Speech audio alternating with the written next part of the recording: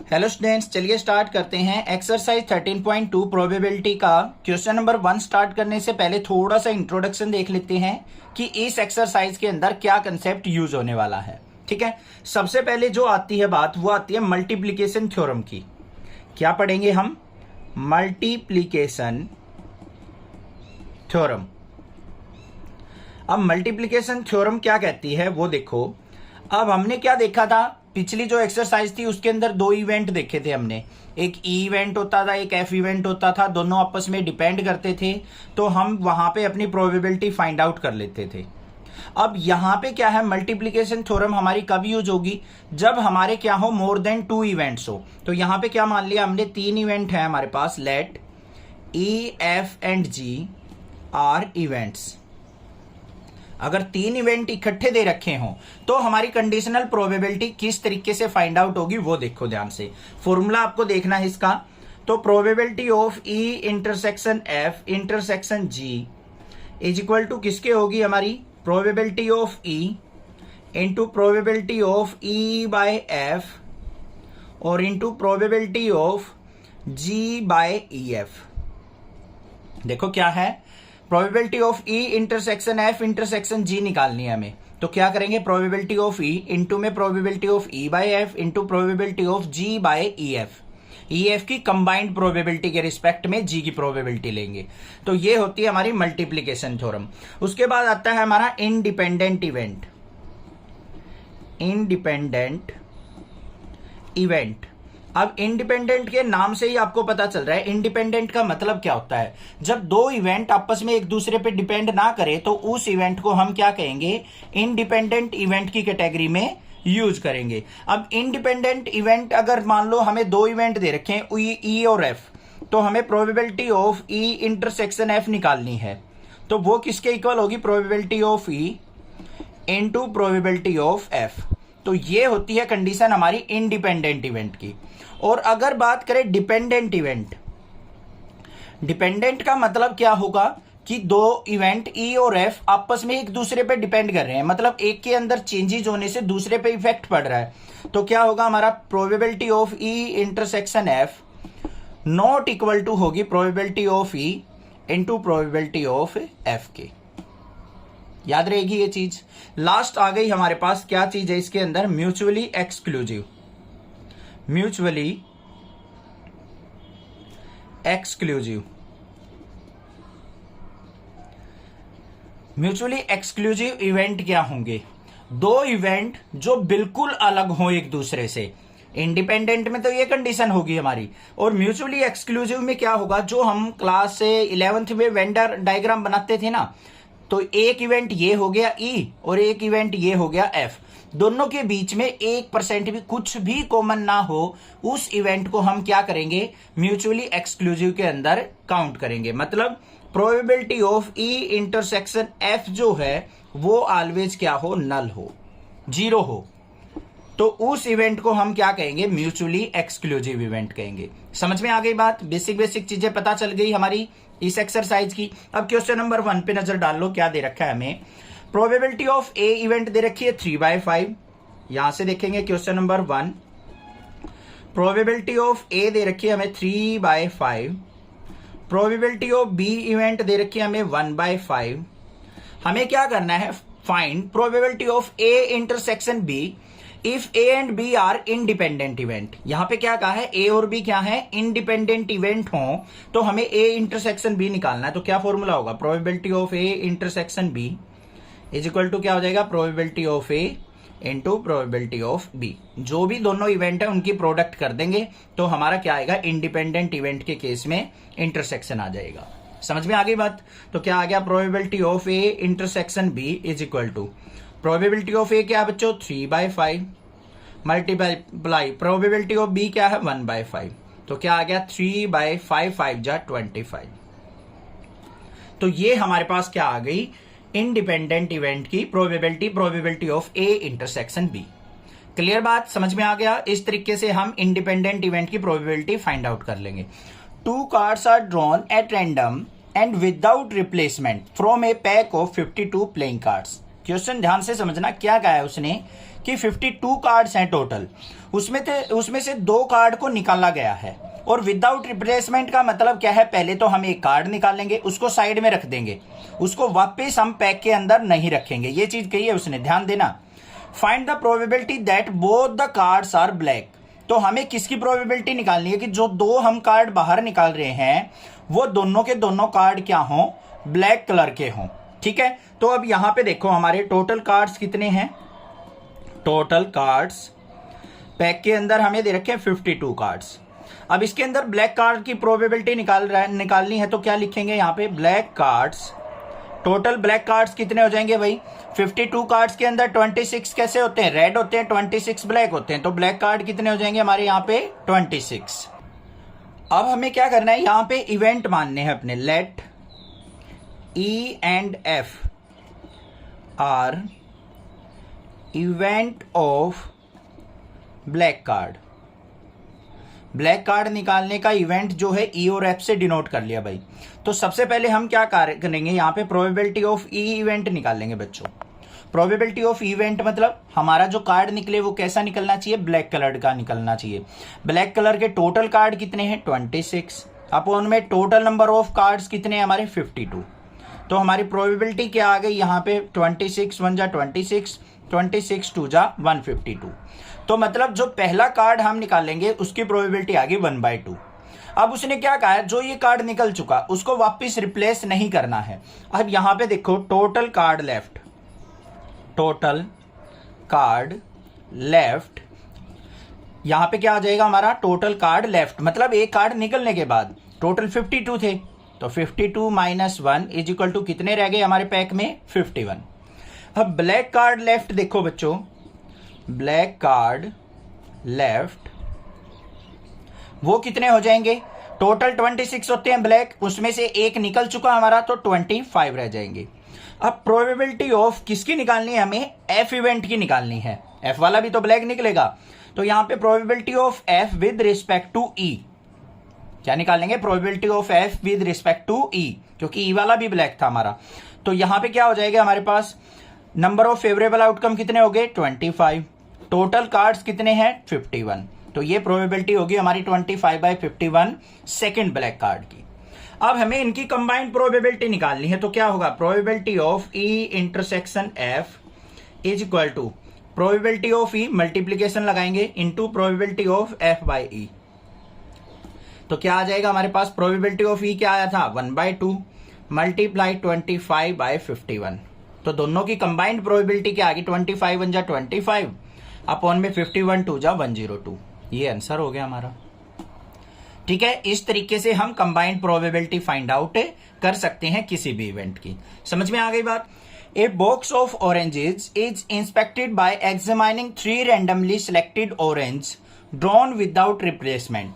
यहां पे क्या कहा है उसने, ध्यान से देखो, एक बॉक्स है जिसके अंदर ऑरेंजेज हैं, मतलब संतरे हैं काफी सारे, उसमें से क्या करना है हमें 3 रैंडमली हमें पिक करने हैं ऑरेंज। क्या कहा है उसने, बहुत सारे ऑरेंजेज में से 3 रैंडमली आपको पिक करके लेके आने हैं, बाहर निकालने हैं, और विदाउट रिप्लेसमेंट कहा उनको वापस नहीं रखना है। जैसे ही हम एक बाहर निकालेंगे उसको बाहर रख लेंगे, वापस बॉक्स के अंदर नहीं डालना है। If all the 3 oranges are good, अगर जो हमने 3 ऑरेंज बाहर निकाले हैं वो तीनों के तीनों क्या हो, गुड क्वालिटी के हों, the box is approved for cell, तो उस बॉक्स को हम सेल के लिए अप्रूव कर देंगे कि भाई ये बॉक्स से आगे जाके मार्केट में बेचा जा सकता है। अदरवाइज इट इज रिजेक्टेड, अगर 3 निकाले उनमें से एक भी खराब निकल गया तो हम पूरे के पूरे बॉक्स को रिजेक्ट कर देंगे। क्वेश्चन माइंड में हो गया होगा सेट। ठीक है, चैनल को सब्सक्राइब जरूर कर लेना।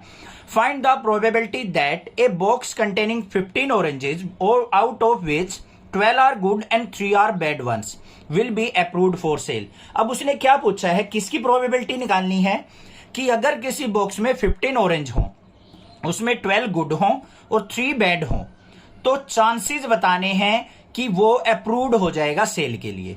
अब चांसेस कब होंगे उसके सेल के, जब सारे के सारे जो ऑरेंज निकले वो 12 में से निकलने चाहिए, क्योंकि बैड निकल गया तो वो तो रिजेक्ट हो जाएगा। तो जो ऑरेंज निकाले हम 3 वो इसमें से निकलने चाहिए। क्वेश्चन क्लियर हो चुका होगा। अब ध्यान से देख लो, यहां पे गुड क्वालिटी के ऑरेंजेस की बात कर रहा है, तो यहां पे इवेंट मान लेते हैं हम, late 3 event are G1, G2 and G3। ये पहला गुड क्वालिटी के ऑरेंज के लिए, ये सेकंड गुड क्वालिटी के ऑरेंज के लिए, थर्ड गुड क्वालिटी ऑरेंज के लिए हमारे इवेंट हो गए। अब टोटल ऑरेंजेस देखो कितने हैं। टोटल ऑरेंजेस वो हमारे पास है 15। गुड क्वालिटी के कितने हैं? गुड ऑरेंजेस, ध्यान से समझना बच्चों क्वेश्चन, 12 है। तो प्रोबेबिलिटी ऑफ G1 पहला ही हमारा गुड क्वालिटी का निकले तो उसकी प्रोबेबिलिटी क्या हो जाएगी? टोटल गुड कितने हैं हमारे पास? 12, और टोटल ऑरेंज जो पूरे के पूरे बॉक्स में से निकलेंगे 15। Favourable outcome upon total outcome, यही तो होता है। इसको कट कर लो, 3 से कट हो रहा है, 3 4 जा 12, 3 5 जा 15, 4/5 प्रोबेबिलिटी आ गई हमारी फर्स्ट वाले ऑरेंज की। अब ध्यान से देखो, अब एक ऑरेंज हमारा बाहर निकल गया। आफ्टर वन ऑरेंज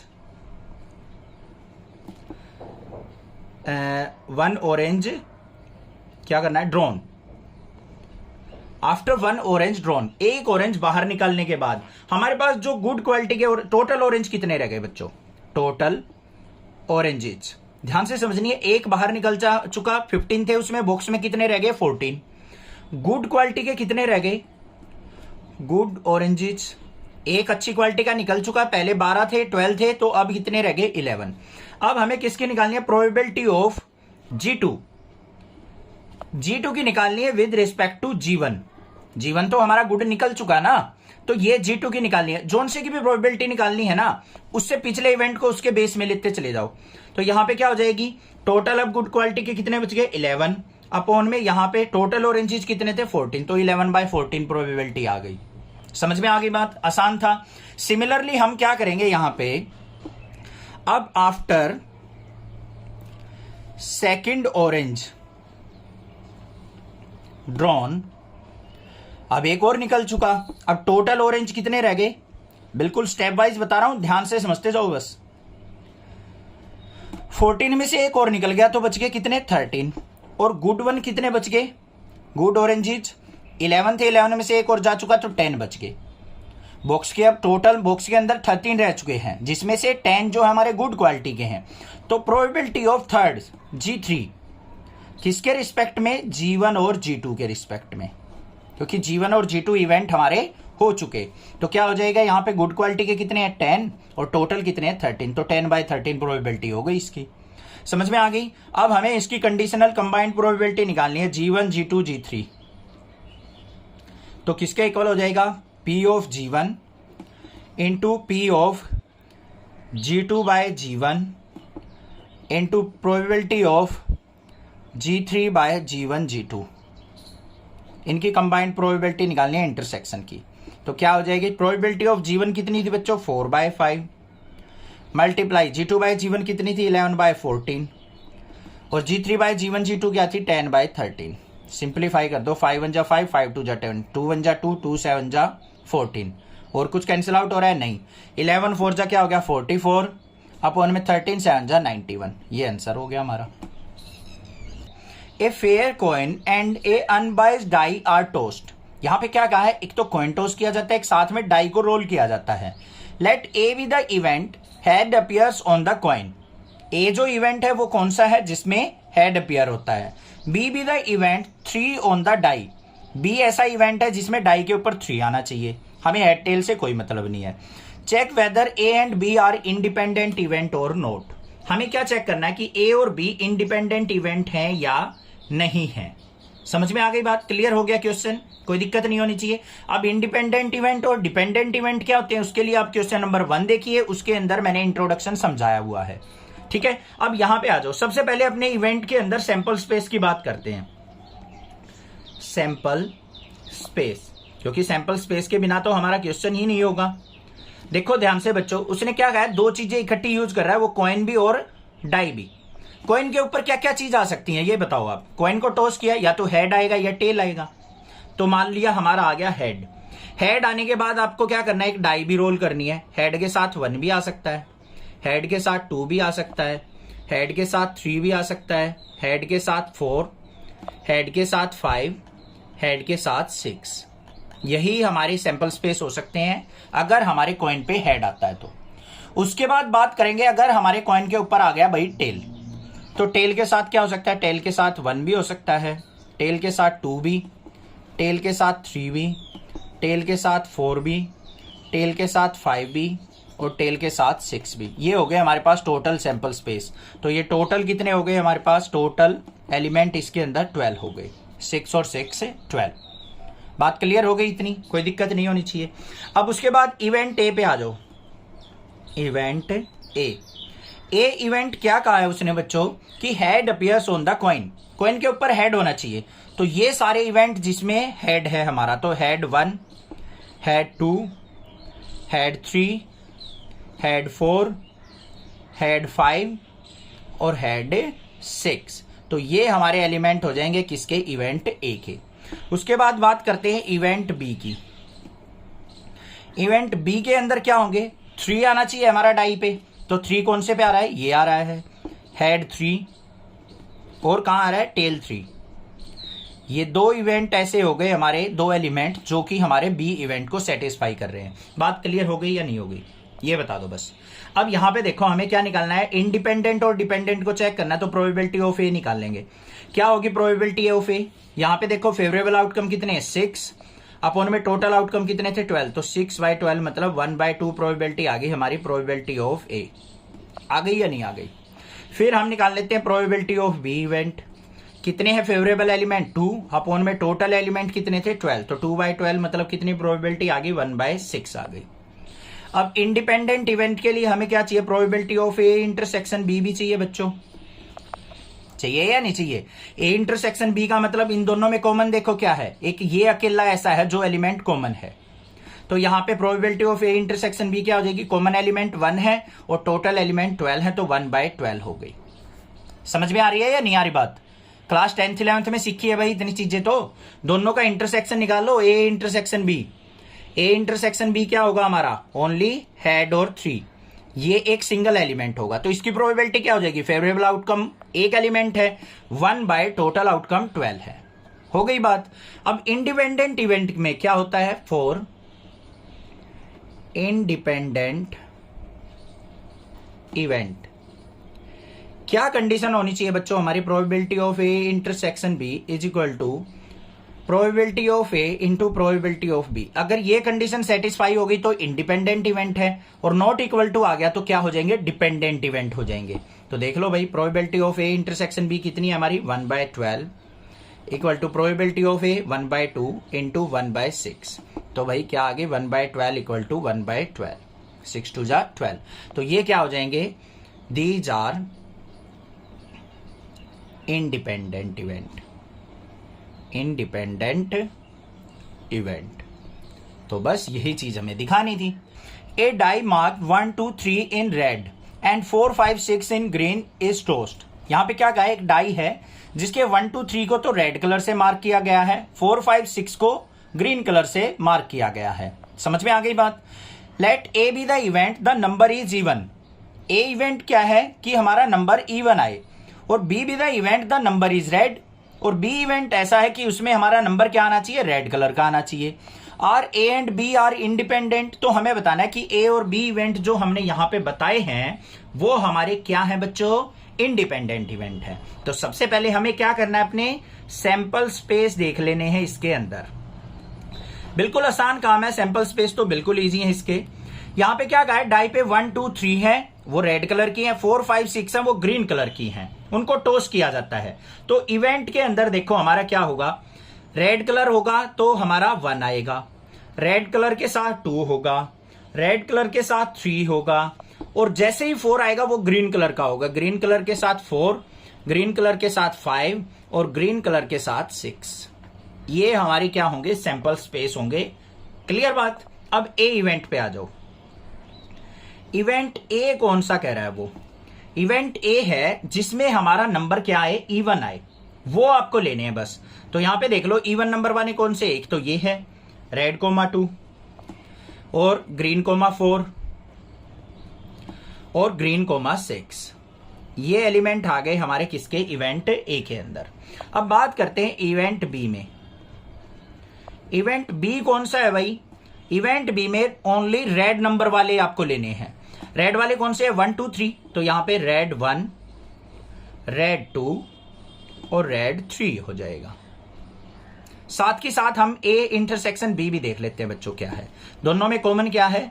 रेड 2 ही हमारा क्या है? एक सिंगल एलिमेंट कॉमन है। समझ में आ गई बात। अब सैंपल स्पेस के अंदर टोटल एलिमेंट कितने? 6 हैं, तो हमें निकालनी है प्रोबेबिलिटी ऑफ ए इवेंट। किसके इक्वल होगी? Number of favourable outcome upon में टोटल नंबर ऑफ आउटकम। ए के अंदर कितने एलिमेंट हैं? 3, और टोटल एलिमेंट कितने हमारे पास? 6, तो 3/6 मतलब क्या आ गया? 1/2 प्रोबेबिलिटी होगी। फिर हम किसके निकालेंगे? प्रोबेबिलिटी ऑफ बी निकाल लेंगे। बी के अंदर भी 3 एलिमेंट है और टोटल 6, तो 3/6 मतलब बी इवेंट की प्रोबेबिलिटी क्या होगी बच्चों? 1/2 होगी। अब हम निकालेंगे probability of A intersection B. देख लेते हैं। ए इंटरसेक्शन बी में 1 एलिमेंट है, टोटल एलिमेंट हमारे पास 6 थे, तो 1/6 प्रोबेबिलिटी हो गई। बात क्लियर? कोई दिक्कत नहीं है। अब इंडिपेंडेंट इवेंट के लिए क्या चेक करना है? फॉर इंडिपेंडेंट इवेंट क्या होती है condition? Probability of A intersection B, दोनों इवेंट का इंटरसेक्शन किसके इक्वल होगा? Probability of A into probability of B के। तो ए इंटरसेक्शन बी की प्रोबेबिलिटी 1/6 आई है, इसकी 1/2 मल्टीप्लाई 1/2, तो 1/6 इक्वल टू 1/4 क्या होता है? नहीं होता, नॉट इक्वल है। तो ये कंडीशन हमारी सेटिस्फाई नहीं की, तो यहां पे क्या हो जाएगा? Both event are dependent. Both event are dependent मतलब जो उसने कंडीशन बताई है वो कंबाइनली इफेक्टिव नहीं होगी, इकट्ठी ये पॉसिबल नहीं हो सकती। Let E and F be the event with probability of E is equal to 3/5, probability of F is equal to 3/10 and probability of E intersection F is 1/5। Are E and F are independent. तो हमें क्या करना है? यहां पे check करना है कि ये दोनों इंडिपेंडेंट हैं या नहीं है। अब भाई सारी की सारी कंडीशंस हमें ऑलरेडी दे रखी हैं, तो उनको राइट डाउन कर लेंगे। प्रोबेबिलिटी ऑफ इवेंट, कोई भी इवेंट हो हमें कोई मतलब नहीं है, उसकी प्रोबेबिलिटी डायरेक्ट दे दी 3/5। प्रोबेबिलिटी ऑफ एफ इवेंट हमें दे दी क्या है? 3/10, और probability of E intersection F दे दिया हमें 1/5। अब फॉर इंडिपेंडेंट क्या होगी हमारी condition? Probability of E intersection F is equal to probability of E into probability of F, ये होना चाहिए। अगर डिपेंडेंट होंगे, डिपेंडेंट या फिर नॉट इंडिपेंडेंट, तो हमारी probability of E intersection F not equal आ जाएगी किसके? Probability of E into probability of F की। ये कंडीशन आपको ध्यान रखनी है, बस कर दो भाई पुट।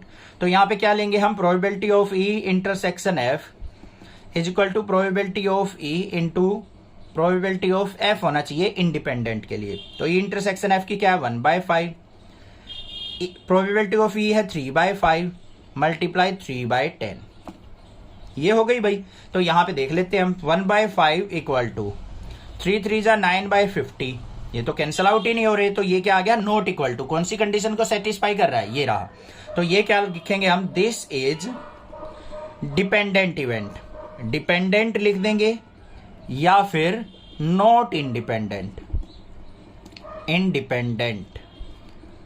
समझ में आ गई बात? कंडीशन पता लगी किस तरीके से हम चेक करते हैं, कोई प्रॉब्लम नहीं होनी चाहिए। कोई भी दिक्कत किसी प्रकार की भी लगे तो आप मुझसे पूछ सकते हैं। Given that the event A and B are such that probability of A is 1/2, probability of A union B is 3/5 and probability of B is P. Find P if they are mutually exclusive और independent. अब ध्यान से सुनो बच्चों, उसने क्या कहा question में? यहां पे प्रोबेबिलिटी ऑफ ए दे दी, प्रोबेबिलिटी ऑफ बी पी दे दिया, और ए यूनियन बी हमें 3/5 दे दिया बच्चों। ठीक है, तो हमें क्या निकालना है? पी की वैल्यू निकालनी है। कब? जब दोनों क्या हो? म्यूचुअली एक्सक्लूसिव हो, और या फिर दोनों इंडिपेंडेंट इवेंट हो। तो हम यहां पे किस तरीके से करेंगे देखो। तो जो भी हमें गिवन है पहले वो लिखो। प्रोबेबिलिटी ऑफ ए इवेंट क्या गिवन है? 1/2। Probability of A union B क्या गिवन है हमें? 3/5। और प्रोबेबिलिटी ऑफ बी क्या गिवन है हमें? पी गिवन है। इतनी बात क्लियर? फर्स्ट वाले पॉइंट पे चलते हैं। जब हमारे क्या हो? Event mutually exclusive, mutually exclusive. अब म्यूचुअली एक्सक्लूसिव क्या होता है? जब दो इवेंट का इंटरसेक्शन नल हो तो उस इवेंट को हम क्या कहते हैं? Mutually exclusive. इंट्रोडक्शन के अंदर मैंने समझाया हुआ है। दूसरी प्रोबेबिलिटी क्या होती है यहां पे? अगर प्रोबेबिलिटी ऑफ ए प्लस में probability of B is equal to probability of A union B हो, वो तो इंटरसेक्शन की बात होती है कि ए इंटरसेक्शन बी नल होना चाहिए। अगर ए और बी की combined probability A union B के इक्वल हो तो ये भी हमारी कंडीशन होती है म्यूचुअली एक्सक्लूसिव की। तो देख लो भाई, प्रोबेबिलिटी ऑफ ए क्या है? 1/2। प्रोबेबिलिटी ऑफ बी क्या है हमारी? p is equal to probability of A union B क्या है? 3/5। तो p की वैल्यू इजिली निकाल लेंगे 3/5 माइनस 1/2 करके। एलसीएम कितना आ गया यहाँ पे? 10, 5 2 10, 3 2 6 माइनस 2 5 10, 5। तो कितनी वैल्यू आ गई? 1/10। तो p की वैल्यू आ गई 1/10। जब p हमारा क्या हो? 1/10 होगा, तब हमारे दोनों इवेंट क्या होंगे? दोनों के दोनों म्यूचुअली एक्सक्लूसिव होंगे। सेकंड वाले पे आ जाओ, क्या कहा है उसने? इंडिपेंडेंट। इंडिपेंडेंट के केस में क्या होता है? Probability of A intersection B is equal to probability of A into probability of B होता है। होता है या नहीं होता है? ये कंडीशन सेटिस्फाई करनी चाहिए, तभी हम क्या कर सकते हैं? इसको इंडिपेंडेंट दिखा सकते हैं। अब देखो, क्वेश्चन में हमें ए इंटरसेक्शन बी नहीं दे रखा बच्चों, तो probability of A intersection B का फॉर्मूला क्या होता है? जल्दी सोच लो। प्रोबेबिलिटी ऑफ ए प्लस में प्रोबेबिलिटी ऑफ बी माइनस में probability of A union B, यही तो होता है। तो लगा दो यहां पे, क्या हो जाएगा? प्रोबेबिलिटी ऑफ ए कितनी है हमारे पास? 1/2 प्लस में प्रोबेबिलिटी ऑफ बी कितनी है हमारी? पी के इक्वल है ना। अभी इससे कोई मतलब नहीं है हमें पी की वैल्यू आ चुकी सर वो पुट कर लेंगे, नहीं पुट करनी, पी हो गई। माइनस में probability of A union B क्या थी हमारी? 3/5 is equal to probability of A क्या है हमारी यहाँ पे? 1/2 इंटू प्रोबेबिलिटी ऑफ बी क्या है? पी। इसको सिंप्लीफाई करना है अब हमें। इसके लिए क्या करो? पी वाली टर्म को एक साइड करो, विदाउट पी वाली टर्म को एक साइड। इसको इस इधर ले आओ, तो यहाँ पे पी था हमारा, इसको इस तरफ लेके आएंगे, p/2 हो गया। इसको 3/5 को इस तरफ लेके गए, पॉजिटिव हो गया। 1/2 को इधर ले गए, माइनस का 1/2। तो p में से p/2 गया तो कितना हो गया हमारा? p में से p/2 गया तो हमारा p/2 बच गया, इक्वल टू यहाँ पे एलसीएम कितना आ गया? 5 2 10, तो 5 2 10, 2 3 6, माइनस में 2 5 10, 5 1 5। तो क्या आ गया हमारे पास? p/2 is equal to 1/10। 2 से इसको कट किया तो p की वैल्यू क्या आ गई? 1/5 आ गई। इस वाले केस में जब p की वैल्यू 1/5 होगी, तब हमारा a और b इवेंट क्या हो जाएंगे?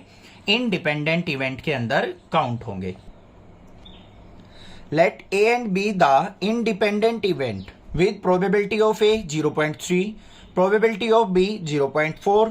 Find out P of A intersection B, A union B, P of A by B and P of B by E. हमें यहाँ पे क्या दे रखा है? A और B इंडिपेंडेंट इवेंट उसने ऑलरेडी दे दिए, और यहाँ पे हमें प्रोबेबिलिटी ऑफ ए इवेंट और प्रोबेबिलिटी ऑफ बी इवेंट दे दी। इनकी हेल्प से हमें इन डिफरेंट पार्ट्स को सिंप्लीफाई करना है। तो किस तरीके से करेंगे? सबसे पहले तो हम क्या करेंगे, जो भी हमें गिवन है ना वो राइट डाउन कर लो। प्रोबेबिलिटी ऑफ ए हमें गिवन है कितनी है? 0.3। प्रोबेबिलिटी ऑफ बी इवेंट हमें गिवन है कितनी है? 0.4।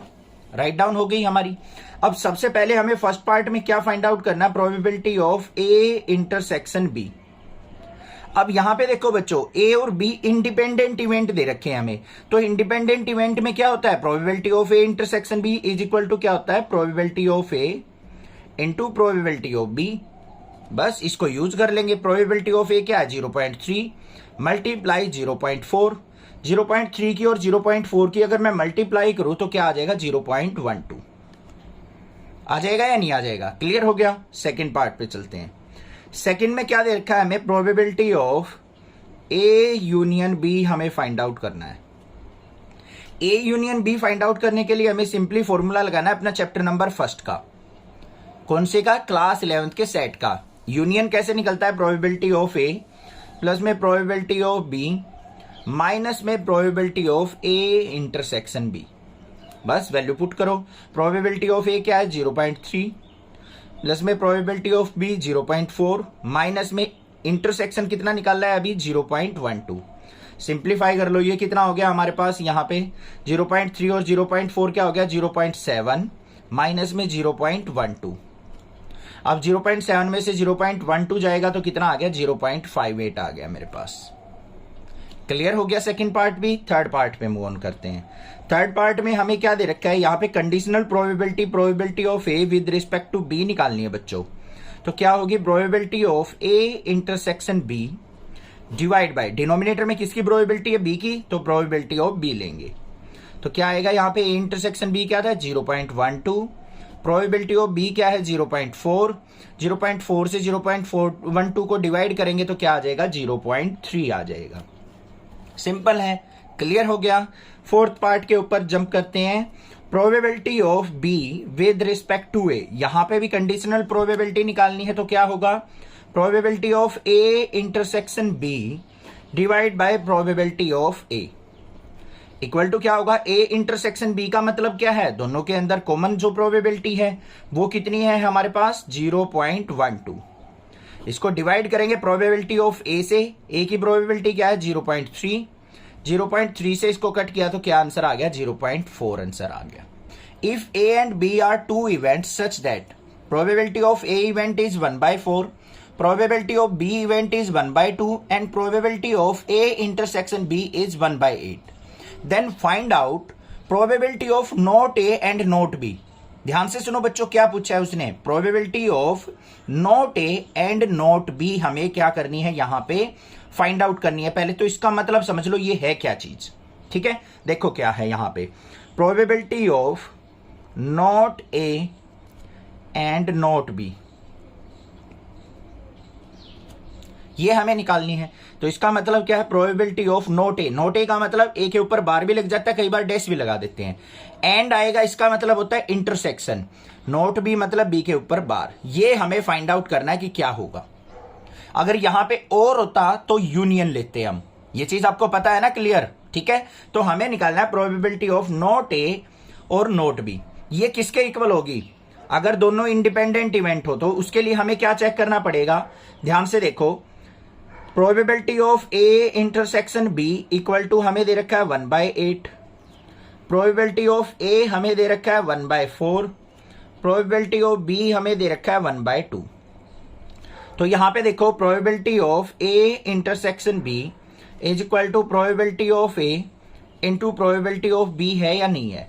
ये वैल्यू क्या है, 1/8 इज इक्वल टू 1/4 मल्टीप्लाई 1/2, ये इक्वल है। तो यहां पे क्या लिख देंगे हम, सो A and B are independent event. ये बात पता चल गई मुझे कि A और B दोनों क्या है, इंडिपेंडेंट इवेंट है। अब इसकी हेल्प से इसको निकाल लेते हैं। Probability of A note A intersection note B किसके इक्वल होगा, अगर इस पे मैं इंडिपेंडेंट इवेंट की प्रोबेबिलिटी निकालता हूं तो probability of note A into probability of note B, यही तो होगा अगर ये दोनों इंडिपेंडेंट थे तो इसको सिंप्लीफाई कर लेंगे तो क्या होगा, यहां पे प्रोबेबिलिटी ऑफ नोट ए कैसे निकलेगी भाई, टोटल प्रोबेबिलिटी क्या होती है 1, नोट ए की निकालनी है, क्लास 11th में 10th में सीखी है हमने। देखो अगर मान लो कोई भी ए इवेंट की प्रोबेबिलिटी 1/3 है तो नोट ए की अगर निकालनी है तो 1 - 1/3 कर लेते हैं या नहीं, 1 में से सब्ट्रैक्ट कर लो होने की प्रोबेबिलिटी को, तो नोट ए की आ जाती है। वही काम हम यहां पे करेंगे।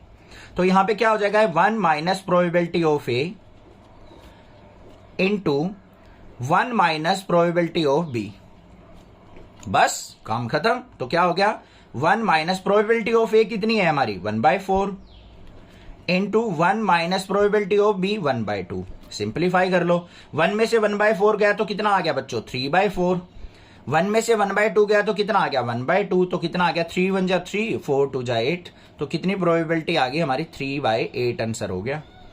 बस ये काम था, नोट ए नोट बी की आ गई। Event A and B are such that कि probability of A is equal to 1/2, probability of B is 7/12 and probability of not A और not B equal to 1/4। State whether A and B are independent. यहां पे क्या check करना है हमें कि ए और बी इवेंट जो हैं हमारे वो इंडिपेंडेंट इवेंट हैं। ध्यान से देखो हमें गिवन क्या क्या है, प्रोबेबिलिटी ऑफ ए गिवन है 1/2, प्रोबेबिलिटी ऑफ बी इवेंट हमें गिवन है 7/12 और हमें देखो क्या गिवन है, प्रोबेबिलिटी ऑफ नोट ए मतलब ए बार और दे रखा है तो इसका मतलब यूनियन बी बार। ये हमें गिवन है 1/4। ठीक है बच्चों, क्लियर हो गई बात। अब हमें क्या चेक करना है, यहां पे हमें देखना है कि हमारे जो इवेंट हैं वो ए और बी दोनों क्या है, इंडिपेंडेंट इवेंट। तो हम क्या करेंगे, यहां पे इंडिपेंडेंट इवेंट के लिए यहां पे नोट की दे रखी है, तो हम क्या करेंगे, probability of not A into probability of not B, ये हम फाइंड आउट करेंगे। कैसे निकलेगी, यहां पे 1 माइनस प्रोबेबिलिटी ऑफ ए, जैसे हमने पिछले क्वेश्चन में की थी, इनटू में 1 माइनस प्रोबेबिलिटी ऑफ बी। अब देखो, किसी भी इवेंट की नोट की निकालनी है ना, उसकी 1 में से सब्ट्रैक्ट कर दो इवेंट के होने की प्रोबेबिलिटी, बस निकल जाएगी। यहां पे क्या आ जाएगा, 1 माइनस प्रोबेबिलिटी ऑफ ए क्या है, 1/2 into 1 minus probability of B क्या है, 7/12। सिंप्लीफाई करो इसको, तो क्या आ गया, यहां पे 1 माइनस 1/2 1/2 हो गया, मल्टीप्लाई 12 1 जा 12, 12 में से 7 गया, 5/12 आ गया। तो कितना आ गया यहाँ पे, 5/24। ठीक है, ये प्रोबेबिलिटी आ गई हमारी नोट ए नोट बी की। अब हमें क्या चाहिए, probability of A bar intersection B bar भी चाहिए, तभी तो हम पता लगा सकते हैं इसको चेक करके कि ये इक्वल है या नहीं है। तो ये कैसे निकलेगा, प्रोबेबिलिटी ऑफ ए प्लस में प्रोबेबिलिटी ऑफ बी और माइनस में probability of not A union not B, क्योंकि यही चीज हमें गिवन है। तो यहां पे हम देखो ध्यान से, ये फॉर्मूला हमारा क्या है, प्रोबेबिलिटी ऑफ ए का है।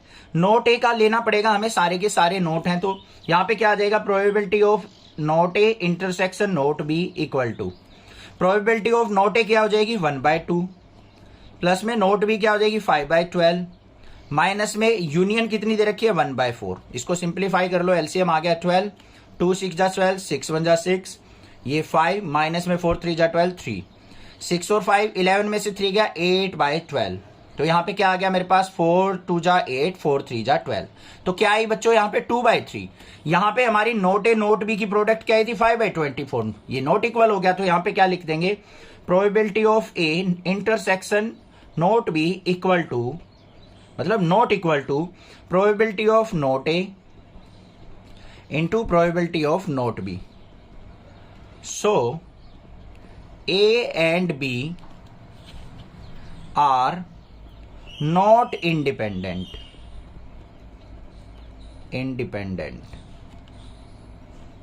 Given two independent event A and B such that probability of A is 0.3, probability of B event is 0.6, then find out the followings.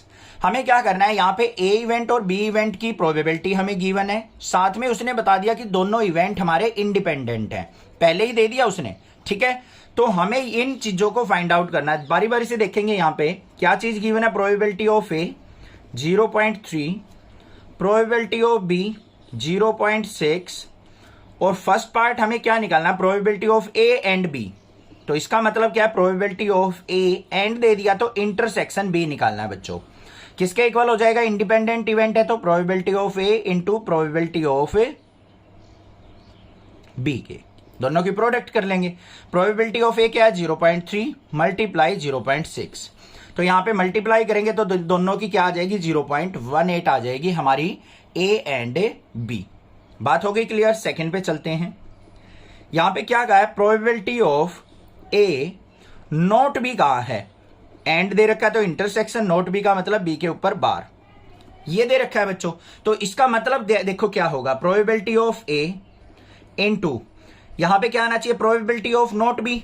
तो नोट बी कैसे निकलेगा हमारा, लिख देंगे प्रोबेबिलिटी ऑफ नोट बी, ये इसके इक्वल होना चाहिए हमारा। तो इसको सिंप्लीफाई करो, probability of A into probability of not B निकालनी है तो 1 माइनस प्रोबेबिलिटी ऑफ बी कर लेंगे हम। तो यहां पे आया क्या, प्रोबेबिलिटी ऑफ ए क्या थी हमारे पास, 0.3 मल्टीप्लाई 1 माइनस 0.6, तो क्या आ गया 0.3 मल्टीप्लाई, यहां पे 1 में से 0.6 गया तो 0.4, तो ये कितना आ गया मेरे पास, 0.12 आ गया। सिंपल था। अगले पे आ जाओ, थर्ड पे। थर्ड में क्या दे रखा है बच्चों, प्रोबेबिलिटी ऑफ ए और भी दे रखा है, और का मतलब यूनियन होगा, तो किसके इक्वल होगी, प्रोबेबिलिटी ऑफ ए प्लस में प्रोबेबिलिटी ऑफ बी माइनस में probability of A intersection B. Formula use कर लेंगे, तो देखते हैं क्या आता है। प्रोबेबिलिटी ऑफ ए 0.3 प्लस में 0.6 माइनस में ए इंटरसेक्शन बी कितना आता है 0.18। यहाँ पे कितना आ गया 0.9 माइनस में 0.18, इसको सब्ट्रैक्ट करेंगे तो कितना आ गया 0.72। बिल्कुल इजी था, कोई दिक्कत नहीं है सर। फोर्थ पार्ट पे और चलते हैं। यहां पे क्या कहा है, probability of neither A nor be. ध्यान से सुनो बच्चों, क्या कहा है उसने, probability of neither A nor be. इसका मतलब ना तो ए होना चाहिए ना बी होना चाहिए। बिल्कुल सिंपल है, क्या करेंगे 1 माइनस प्रोबेबिलिटी ऑफ ए और बी सब्ट्रैक्ट कर देंगे। नाइदर ए नॉर बी की निकालनी है ना, तो ए और बी की इसमें से 1 में से सब्ट्रैक्ट कर लेंगे, बस काम खत्म। 1 माइनस प्रोबेबिलिटी ऑफ ए और बी मतलब यूनियन कितनी थी हमारी 0.72। 1 में से 0.72 गया तो कितना आ गया 0.28 हो गया। आंसर आ गया हमारे पास। A die is tossed thrice. एक डाई को 3 बार टोस्ट किया जाता है। Find the probability of getting an odd number at least once. तो हमें किसकी प्रोबेबिलिटी निकालनी है कि एक न एक बार ओड नंबर जरूर आए। तीनों डाइस में से किसी भी एक पे आ सकता है, तो एक बार ओड नंबर आए उसकी प्रोबेबिलिटी निकालनी है। तो बिल्कुल सिंपल है, ध्यान से देखो बच्चों कैसे करेंगे। अब सबसे पहले देखो, अगर मैं डाई को रोल करता हूं, ओड नंबर ऑन डाई क्या क्या होंगे, या तो 1 आएगा या 3 आएगा या 5 आएगा, यही हो सकता है। टोटल सैंपल स्पेस क्या हो गए, टोटल सैंपल स्पेस क्या होंगे डाई के ऊपर 1 2 3 4 5 6, इनमें से कोई भी नंबर आ सकता है। बट ओड नंबर की निकालनी है तो प्रोबेबिलिटी ऑफ ओड नंबर क्या होगी, नंबर ऑफ फेवरेबल आउटकम 3 है और टोटल कितने हैं हमारे 6, तो क्या प्रोबेबिलिटी होगी 1/2 प्रोबेबिलिटी होगी किसकी, ओड नंबर की। हो गई या नहीं होगी। सिमिलरली हम प्रोबेबिलिटी ऑफ इवन नंबर निकालें तो इवन नंबर की भी क्या होगी 3/6, मतलब क्या होगी 1/2 होगी। बात क्लियर, कोई दिक्कत नहीं होनी चाहिए। अब देखो उसने क्या कहा है, डाई को 3 टाइम्स टोस्ट किया है, तो probability of getting even number 3 time क्या हो जाएगी, पहली बार टोस्ट किया 1/2 प्रोबेबिलिटी, दूसरी बार किया 1/2, तीसरी बार किया 1/2। प्रोडक्ट रूल से कितनी आ गई 1/8 आ गई। किसकी आ गई, ये इवन नंबर आने की प्रोबेबिलिटी आ गई हमारे पास। अब हमें किसकी निकालनी है यहां पे, एट लीस्ट ओड नंबर की। तो प्रोबेबिलिटी ऑफ ओड नंबर की क्या हो जाएगी कंबाइंड, ये इवन नंबर की है, इसको क्या करेंगे 1 में से सब्ट्रैक्ट कर दो, किसकी आ जाएगी ओड की, तो 1 माइनस 1/8। तो यहां पे कितना आ गया 8 एलसीएम आ गया, तो 8 माइनस 1 मतलब क्या आ गया 7/8 प्रोबेबिलिटी हो गई हमारी किसकी, एट लीस्ट 1, कम से कम एक बार ओड नंबर आने की प्रोबेबिलिटी 7/8 होगी। समझ में आ गई बात, क्लियर है। इवन नंबर की हमने फाइंड आउट कर ली तीनों बार में, और उसके बाद उसको 1 में से सब्ट्रैक्ट कर लिया, तो वो किसकी आ गई हमारी probability of at least 1 odd number की। 2 balls are drawn at random with replacement from a box containing 10 black ball and 8 red balls। यहाँ पे क्वेश्चन में क्या कहा है, हमें क्या करना है 2 balls को ड्रॉन करना है, मतलब बाहर निकालना है, विद रिप्लेसमेंट निकाल के उसकी प्रोबेबिलिटी देखनी है और फिर वापस उनको बॉक्स के अंदर रख देना है। बॉक्स के अंदर कितनी बॉल्स हैं, 10 तो ब्लैक बॉल है, 8 रेड बॉल है, तो टोटल बॉल्स कितनी होगी 18 बॉल्स हो गई हमारे पास। Find the probability that both balls are red, first ball is black and second is red and one of them is black and other is red। तो यहां पे कंडीशनल प्रोबेबिलिटी हमारी बनती है। तो किस तरीके से हम इस क्वेश्चन को सिंप्लीफाई करेंगे वो देख लो। सबसे पहले हम क्या करेंगे, प्रोबेबिलिटी ऑफ ब्लैक बॉल निकाल लेंगे, प्रोबेबिलिटी ऑफ रेड बॉल निकाल लेंगे, उसके बाद हम यहां पे अपनी स्टेटमेंट के अकॉर्डिंग क्वेश्चन सिंप्लीफाई करेंगे। तो सबसे पहले देखो यहां पे क्या है, रेड बॉल्स और ब्लैक बॉल्स, तो लिखेंगे ब्लैक बॉल्स इन बॉक्स कितनी है 10, रेड बॉल्स कितनी है, रेड बॉल्स इन बॉक्स वो है हमारे पास 8, 10 और 8 है, क्लियर हो गया। उसके बाद क्या कहा है उसने, यहां पे प्रोबेबिलिटी निकालनी है हमें, पहले रेड और ब्लैक की दोनों की निकाल लेंगे। तो टोटल बॉल्स देख लो कितनी हो गई, टोटल बॉल्स इन बॉक्स क्या होगी 10 + 8 = 18। अब सबसे पहले हम निकाल लेते हैं प्रोबेबिलिटी ऑफ ब्लैक बॉल, इसको बी से डिनोट कर लेते हैं। तो क्या होगा, number of favourable outcome upon total number of outcome. Favourable outcome में ब्लैक बॉल है कितनी 10, अपॉन में टोटल बॉल्स कितनी है 18। ये हो गया 2 से डिवाइड करो, 2 5 जा 10, 2 9 जा 18, तो 5/9 प्रोबेबिलिटी होगी हमारी किसकी, ब्लैक बॉल की। फिर हम प्रोबेबिलिटी ऑफ रेड बॉल निकाल लेते हैं। रेड बॉल देखो कितनी है 8, टोटल कितनी बॉल्स में से निकलेंगी 18 में से, 2 से डिवाइड करो, 2 4 जा 8, 2 9 जा 18, 4/9 प्रोबेबिलिटी होगी हमारी किसकी, रेड बॉल की। यहां तक क्लियर है, कोई दिक्कत नहीं होगी, बिल्कुल सिंपल था। फर्स्ट पार्ट पे आ जाओ, क्या है, बोथ बॉल्स आर रेड। यहां पे क्या कही है कि दोनों की दोनों बॉल हमारी क्या होनी चाहिए, रेड कलर की होनी चाहिए। तो हमें probability of both balls are red, इसकी प्रोबेबिलिटी निकालनी है बच्चों। तो क्या होगी यहां पे, probability of red and red, मतलब दोनों रेड होनी कंपलसरी है, तो रेड एंड रेड की प्रोबेबिलिटी हम यहां पे फाइंड आउट करेंगे। बिल्कुल सिंपल है, यहां पे रेड एंड रेड का मतलब क्या है, probability of red intersection red निकालनी है। किसके इक्वल होगी, probability of red into probability of red. बस क्या आगे यहां पे देख लो, प्रोबेबिलिटी ऑफ रेड कलर की क्या है 4/9 मल्टीप्लाई 4/9, 4 4 जा क्या हो गया 16/81। ये प्रोबेबिलिटी आ गई हमारी, दोनों बॉल क्या होंगी, रेड कलर की होंगी। उसके बाद सेकंड पे आ जाओ, क्या कहा है उसने, प्रोबेबिलिटी ऑफ फर्स्ट बॉल जो है वो क्या होनी चाहिए, ब्लैक, एंड सेकंड जो है सेकंड रेड होनी चाहिए। तो इसका मतलब क्या निकालना है हमें, probability of black intersection red. First black होनी चाहिए, सेकंड क्या होनी चाहिए हमारे पास, रेड होनी चाहिए। तो यहां पे किसके इक्वल हो जाएगी, probability of black into probability of red. देख लो प्रोबेबिलिटी ऑफ ब्लैक क्या है हमारी, ब्लैक कलर की 5/9 है, multiply probability of red colour क्या है 4/9। तो यहां पे क्या आ गया, 5 4 जा 20/9 9 जा 81।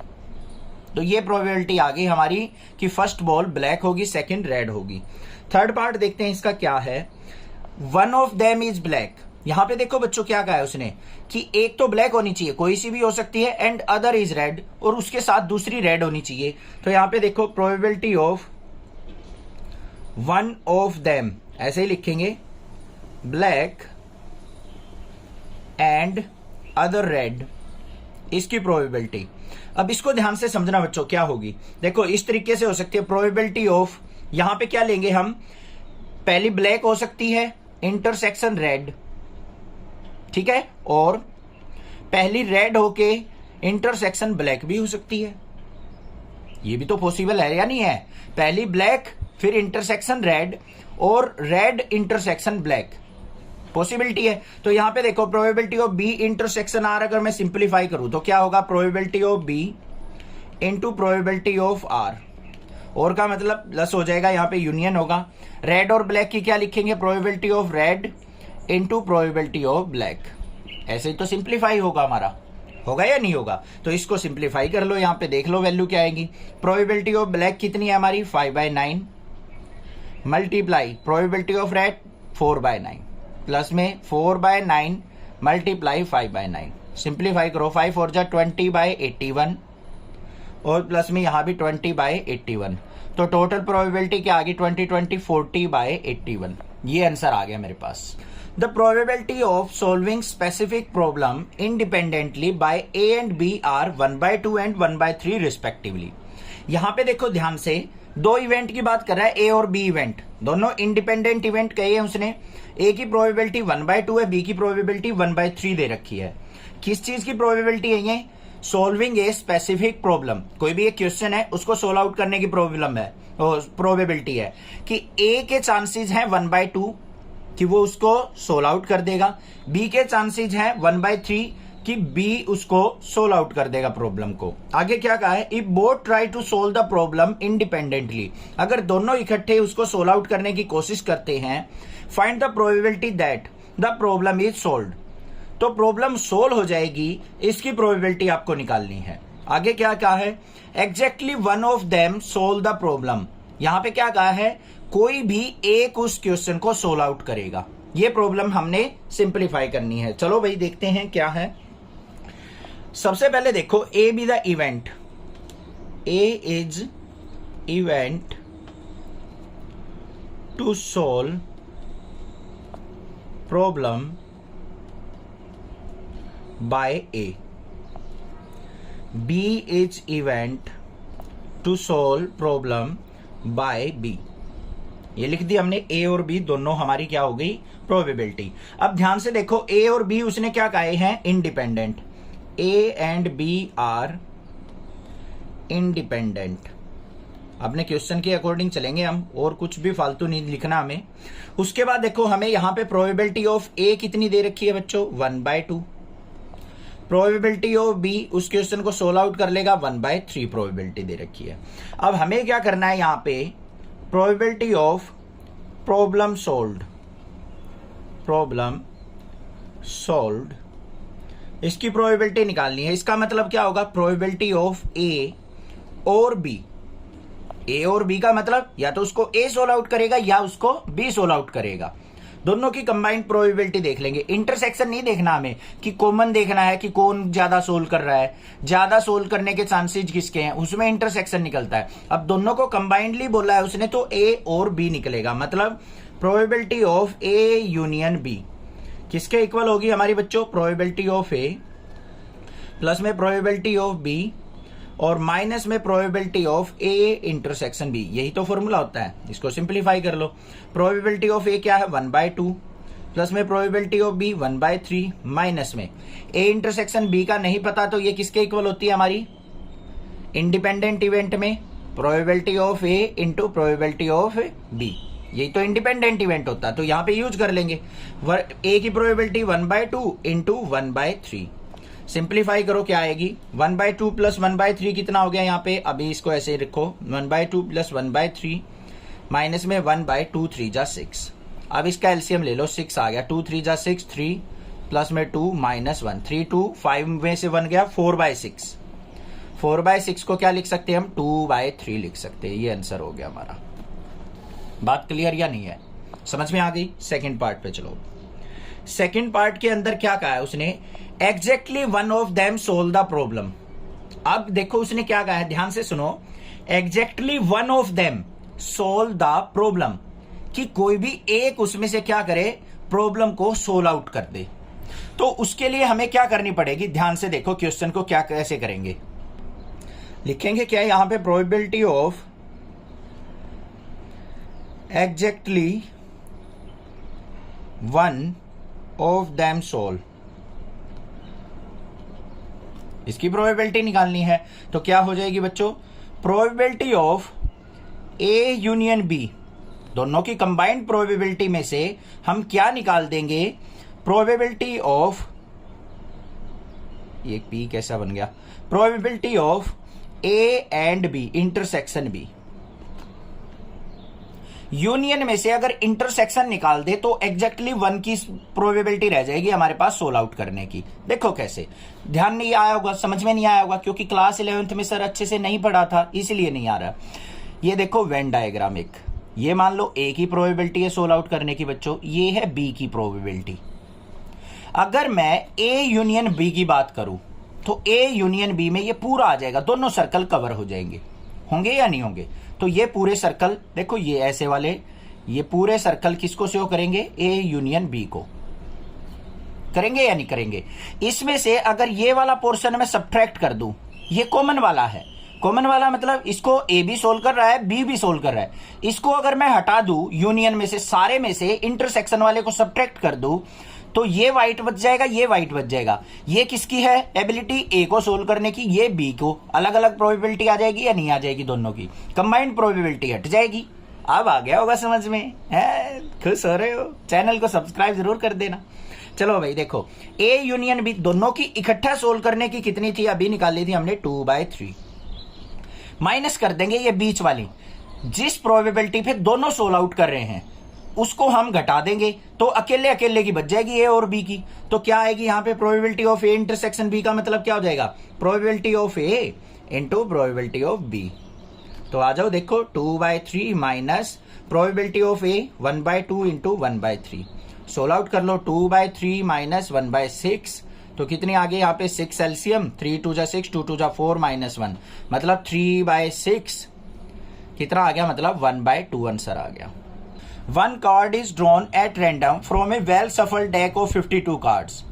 यहाँ पे क्या कहा है, एक वेल सफल डेक ऑफ 52 कार्ड्स है, उनमें से एक कार्ड को बाहर निकालना है।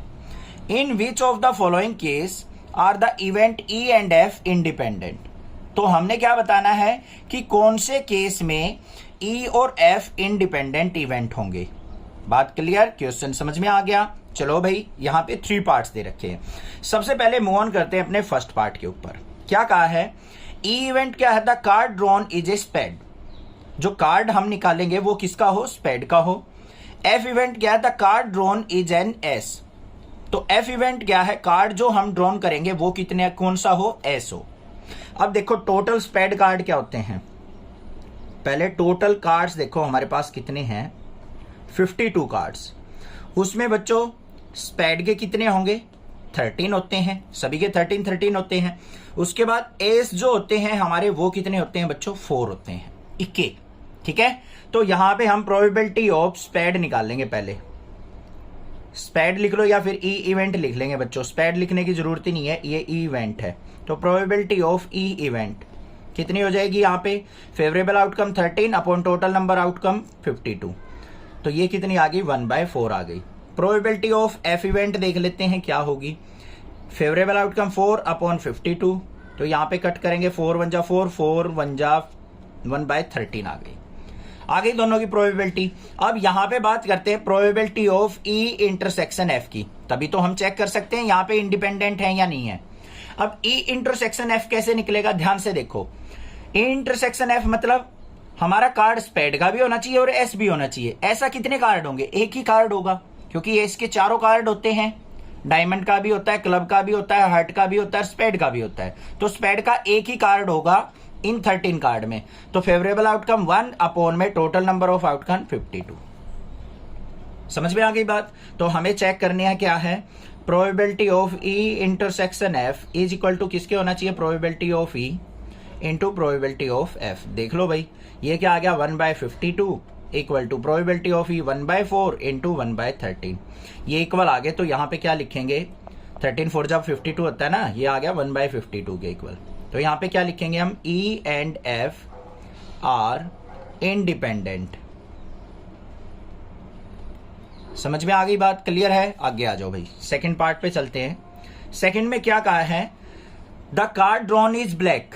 तो टोटल ब्लैक कार्ड देख लो कितने होते हैं, ब्लैक कार्ड्स। अब पूरी डेक के अंदर क्या होते हैं, 26 ब्लैक होते हैं, 26 रेड होते हैं। ई इवेंट हो गया ये तो। The card drawn is king, तो किंग कितने होते हैं भाई, टोटल 4 होते हैं।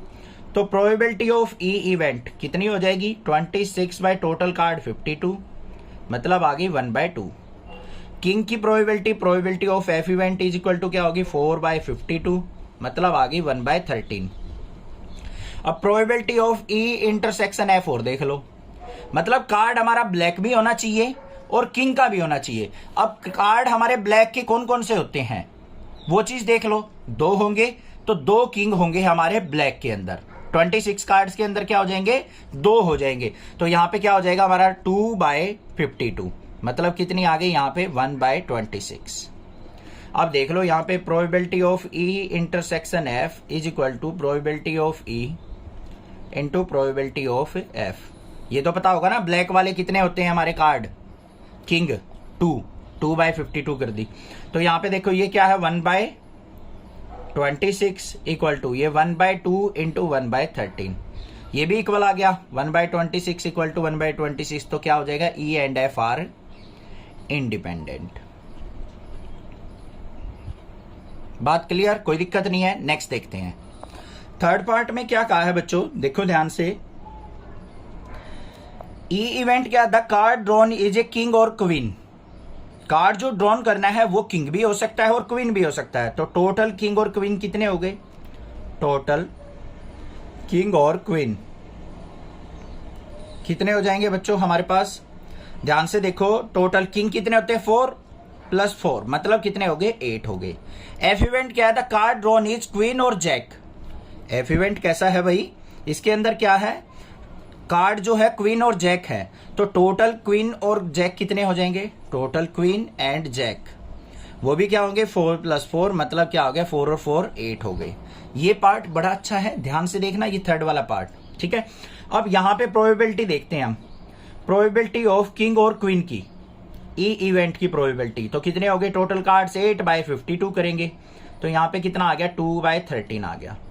ऐसे ही प्रोबेबिलिटी ऑफ एफ, ये एफ इवेंट, इसके अंदर भी टोटल कार्ड्स 8 है, 8/52 करेंगे, तो ये कितना आ गया 2/13 आ गया। बात समझ में आ गई या नहीं आ गई। अब बात करते हैं P of probability of E intersection F. इसमें और इसमें इंटरसेक्शन देखो बच्चों क्या है, इसमें 4 क्वीन है, इसमें भी 4 क्वीन है, तो वो कॉमन आ जाएंगी, तो टोटल कार्ड्स कॉमन कितने हुए 4, तो 4/52 मतलब कितनी आ गई 1/13 प्रोबेबिलिटी होगी इंटरसेक्शन की। समझ में आ गई या नहीं आ गई। देखो इसके अंदर कितनी क्वीन थी 4, इसमें भी कितनी क्वीन है 4, इसमें किंग था, इसमें जैक है, किंग और जैक तो हमारे कॉमन नहीं है, क्वीन कॉमन है, तो 4/52 ये प्रोबेबिलिटी होगी। चेक कर लो, probability of E intersection F is equal to probability of E into probability of F. तो क्या हो गया यहाँ पे, probability of E intersection F 1/13 equal to probability of E कितनी होगी बच्चों 2/13 इंटू 2/13, तो ये हमारी क्या आ गई नॉट इक्वल टू, तो यहां पे लिख देंगे so E and F are not independent. समझ में आ गया ना क्वेश्चन, क्लियर है। In a hostel 60% of students read Hindi newspaper. अब परसेंटेज देख के डरना नहीं है, बिल्कुल सिंपल क्वेश्चन है, चिंता ना करो, मैं आपके साथ बैठा हूं। 60% स्टूडेंट क्या कहा है, हिंदी न्यूज़पेपर को रीड करते हैं किसी हॉस्टल में। 40% ऐसे बच्चे हैं जो इंग्लिश न्यूज़पेपर को रीड करते हैं, और 20% ऐसे बच्चे हैं जो दोनों न्यूज़पेपर को पसंद करते हैं पढ़ना। A student is selected and random, hostel में से कोई भी एक बच्चा पिक कर लिया रैंडमली, उसके बाद हमें इन 3 क्वेश्चंस के आंसर देने हैं। तो हमें कुछ नहीं करना, सबसे पहले अपनी प्रोबेबिलिटी देख लेते हैं हम। सबसे पहले देखो प्रोबेबिलिटी ऑफ हिंदी न्यूज़पेपर किसके इक्वल होगी, 60% कह रखा है, 60% का मतलब क्या होगा 60/100, 0 से 0 1 0 कटेंगे तो क्या हो जाएगा 0.6 प्रोबेबिलिटी आ गई। उसके बाद हम देख लेते हैं प्रोबेबिलिटी ऑफ इंग्लिश, 40% है तो 40/100, 1 0 से 1 0 मतलब क्या आ गया 0.4%, इंग्लिश की भी प्रोबेबिलिटी आ गई। अब उसके बाद आ जाओ 20% read both Hindi and English. यहां पे ध्यान से देखो क्या कहा, हिंदी एंड इंग्लिश, दोनों के दोनों क्या कर रहे हैं, हिंदी भी पसंद कर रहे हैं, एंड वर्ड आया तो इसका मतलब इंटरसेक्शन दे रखा है, ये वर्ड ध्यान रखना है, और आया होता तो यूनियन होती। तो यहां पे क्या लिखेंगे, probability of Hindi intersection English, Hindi और इंग्लिश का इंटरसेक्शन किसके इक्वल दे रखा है 20%, इसका मतलब 20/100, 0 से 0 2 1 2 2 5 10, 1/5 हो गया, या फिर 0.2 लिख देंगे, 1/5 का मतलब 0.2 हो गया। ये हो गए। अब फर्स्ट वाले पार्ट पे आ जाओ, ये पे find the probability that C reads neither Hindi nor English newspaper. भाई ध्यान से सुनो क्या कहा उसने, neither Hindi nor English newspaper. तो यहां पे देखो प्रोबेबिलिटी ऑफ नाइदर हिंदी और क्या कहां गया भाई, नॉर है, नॉर इंग्लिश न्यूज़पेपर। तो इसके लिए हमें क्या करना पड़ेगा, नाइदर की निकालनी है, हिंदी भी नहीं होना चाहिए इंग्लिश भी नहीं होना चाहिए। तो 1 में से हम किस किस प्रोबेबिलिटी सब्ट्रैक्ट कर देंगे, हिंदी और इंग्लिश की, बस हिंदी और इंग्लिश की कंबाइंड प्रोबेबिलिटी को 1 में से सब्ट्रैक्ट कर दो, नाइदर नॉर निकल जाएगी। तो क्या आएगी यहां पे 1 माइनस, यहां पे प्रोबेबिलिटी ऑफ हिंदी और इंग्लिश निकालने के लिए हमें क्या करना पड़ेगा, प्रोबेबिलिटी ऑफ हिंदी प्लस में प्रोबेबिलिटी ऑफ इंग्लिश और minus probability of Hindi intersection English, formula लगाना पड़ेगा। तो क्या हो गया 1 माइनस, यहाँ पे प्रोबेबिलिटी ऑफ हिंदी कितनी है 0.6, प्लस में 0.4, माइनस में 0.2, वैल्यू सारी हमारे पास थी, सिंप्लीफाई कर लो। 1 माइनस 0.6, 0.4 में से -2 गया तो 0.8 आ गया, और 1 माइनस 0.8 कितना आ गया 0.2 आ गया हमारे पास। नाइदर हिंदी नॉर इंग्लिश की प्रोबेबिलिटी आ गई हमारे पास, सिंपल थी। बी पार्ट पे चलते हैं, बी में क्या पूछ रखा है, if C reads Hindi newspaper find the probability that C reads English newspaper. यहाँ पे देखो क्या कहा है, if C reads Hindi newspaper, अगर वो हिंदी न्यूज़पेपर पढ़ती है तो इंग्लिश भी पढ़ती होगी, उसकी प्रोबेबिलिटी आपको निकालनी है। समझ में आई बात कुछ? तो देखो यहाँ पे कंडीशनल प्रोबेबिलिटी आ गई। कैसे कि अगर वो हिंदी तो वो पढ़ती है, साथ में इंग्लिश का भी पढ़ती होगी, तो हमें क्या करना है, यहाँ पे probability of English with respect to Hindi निकालनी है। हिंदी तो फिक्स है, जो भी फिक्स वैल्यू है उसको हम बेस में रखेंगे, इंग्लिश की प्रोबेबिलिटी निकालनी है, तो किसके इक्वल हो जाएगी यहाँ पे, probability of English intersection Hindi divide by probability of Hindi. E intersection H क्या था हमारे पास 0.2, हिंदी प्रोबेबिलिटी 0.6, पॉइंट से पॉइंट कट गया, 2 1 जा 2, 2 3 जा 6, तो 1/3 प्रोबेबिलिटी हो गई हमारी इंग्लिश बाय हिंदी की, कि इंग्लिश का भी पढ़ती होगी। ऐसे भी तो कुछ बच्चे हैं जो दोनों पढ़ते हैं, तो हिंदी पढ़ती है साथ में इंग्लिश भी पढ़ती होगी, तो उसकी प्रोबेबिलिटी 1/3 हो गई हमारी। सी पार्ट देखते हैं क्या है, if C reads English newspaper, अगर वो इंग्लिश का पढ़ती है तो प्रोबेबिलिटी बतानी है कि हमें हिंदी का भी पढ़ती होगी, तो अब क्या निकलेगी, अब यहाँ पे इंग्लिश का पढ़ती है, हिंदी की निकालनी है, हिंदी की निकालनी है तो एच ऊपर, इंग्लिश की हमारे पास है तो ई, तो यहाँ पे क्या आ जाएगा, probability of H intersection E upon में प्रोबेबिलिटी ऑफ ई। तो क्या हो गया, एच इंटरसेक्शन ई कितना हो गया हमारे पास 20%, मतलब 0.2 अपॉन में प्रोबेबिलिटी ऑफ इंग्लिश क्या हो गया 0.4 हो गया। सिंप्लीफाई कर लो, यहाँ पे परसेंटेज नहीं आएगा, पॉइंट से पॉइंट रिमूव, 2 1 जा 2, 2 2 जा 4, तो कितनी प्रोबेबिलिटी आ गई 1/2 आ गई। आ गया क्वेश्चन समझ में।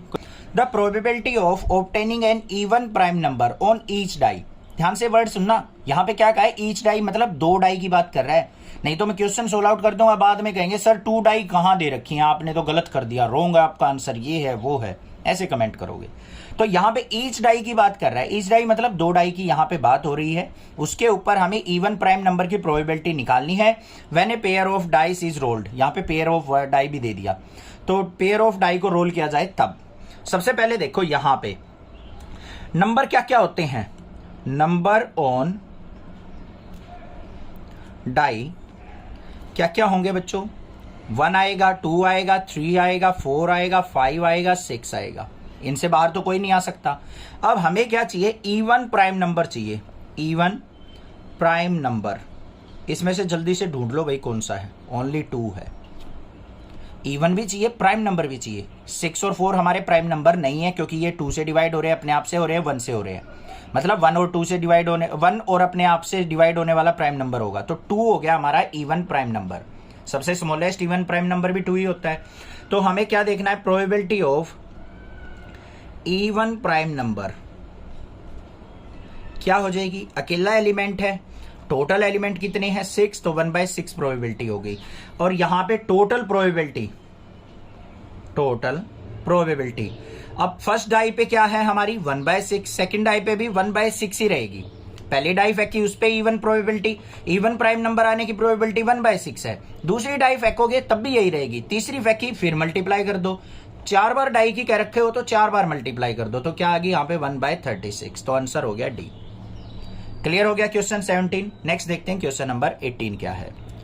क्वेश्चन नंबर 18 के अंदर क्या कहा है, 2 event A and B will be independent. यहाँ पे क्या कहा है, ए और बी जो है इवेंट इंडिपेंडेंट होंगे, तो इनमें से कौन सी कंडीशन सिंप्लीफाई करोगे, मतलब कौन सा ऑप्शन हमारा ठीक होगा।